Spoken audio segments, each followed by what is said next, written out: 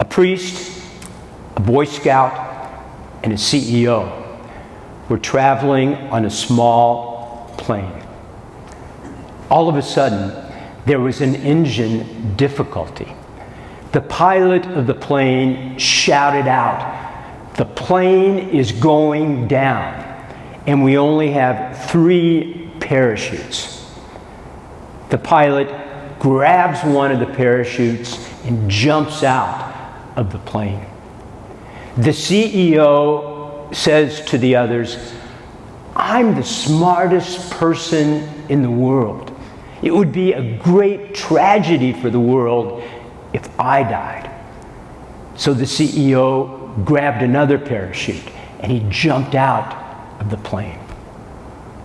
The priest then said to the Boy Scout, "I've had a full and meaningful life. My life is almost over.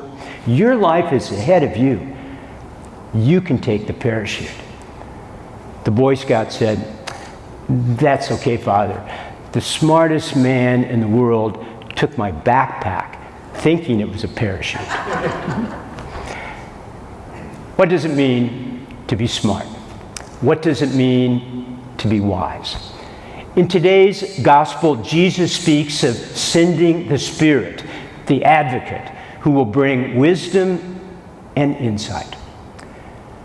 My grandmother was one of the wisest people that I ever met.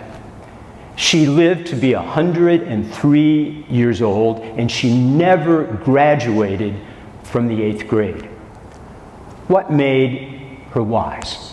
She knew what was important, and she embraced and she made her own what was important.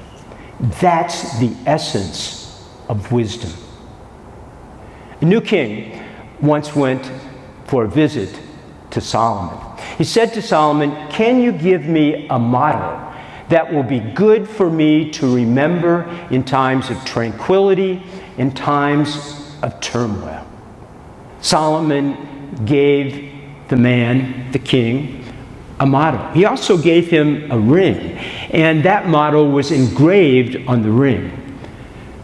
The motto was this: "Even this shall pass." Times of tranquility and times of turmoil pass.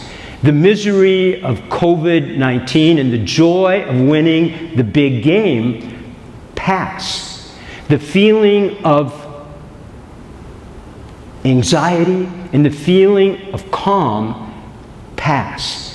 The ecstasy of a new love and the agony of a broken relationship pass. Things pass away. William James said once, "A wise person remembers what to forget." That doesn't mean that we shouldn't name our days. It doesn't mean that we don't need to acknowledge what's going on in the present time. Nor does it mean that there is no such thing as a lasting value or a lasting relationship.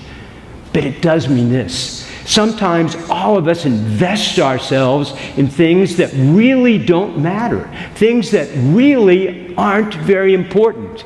And in retrospect, we find ourselves saying, "What was I doing being worried about that?" The challenge of today's gospel is this: to embrace, to make our own what makes us truly happy. Truly happy. There was, in medieval Poland, a rabbi who was known for his wisdom. There also lived in this village, the same village as the rabbi, a young man who was very jealous of the rabbi and who sought to embarrass him. One day the rabbi was teaching in the town square, and the young man approached the rabbi, and he said to the rabbi, "Rabbi, I have here in my hand a bird. Can you tell me if this bird is alive or dead?" The rabbi knew the young man's strategy. If the rabbi said that the bird was dead, the young man would simply open his hand and the bird would fly away. If the rabbi said that the bird was alive, the young man would crush the bird and kill it. And so the rabbi simply said to the young man, "Son, the answer lies in your hands." The truth is this: wisdom lies in each of our hands. That doesn't mean that there aren't dimensions of each of our lives that are beyond our control. When will the pandemic end? How can we stop the bitterness and negativity that seems to permeate too much of our world? Why do good people sometimes make such irrational and unloving decisions? Why hasn't IU won the NCAA since 1987? Some questions don't have an answer because there is too much grayness in our world. But we all need to work at doing this, to recognizing the things that we can control and recognizing as well the things that we can't control. And those things that we can't control, we need to approach them. We need to confront them. We need to work through them in ways rooted in honesty and integrity, in ways that are gracious and loving. In this gospel today, we are reminded that the Spirit comes to be with us all. Let's listen to that Spirit. Let's be open to that Spirit. Let's make room for the Spirit and His wisdom.